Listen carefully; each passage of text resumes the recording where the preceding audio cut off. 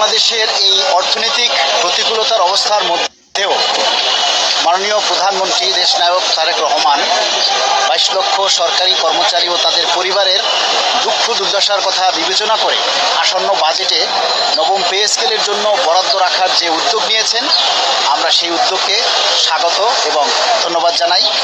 এবং তারই সাথে আমরা বলতে চাই যে এই ২২ লাখ পরিবারের দীর্ঘদিনের চাওয়া, দীর্ঘদিনের প্রত্যাশা এই নবম পে স্কেল, এটা বাস্তবায়নের লক্ষ্যে আপনার দায়িত্বশীল ভূমিকা পালন করবেন এবং আমরা সরকারের সকল উন্নয়নের পাশে আমরা আছি, সরকারের সাথে আছি।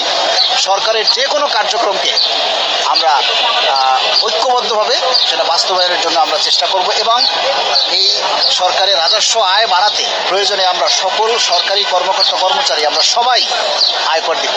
আমাদেরকে আয়করের আওতায় নিয়ে আসুন, আমরা ট্যাক্স দিব, নিজেদেরকে সম্মানী বোধ করব এবং রাষ্ট্রের রাজস্ব আয় বাড়াবো।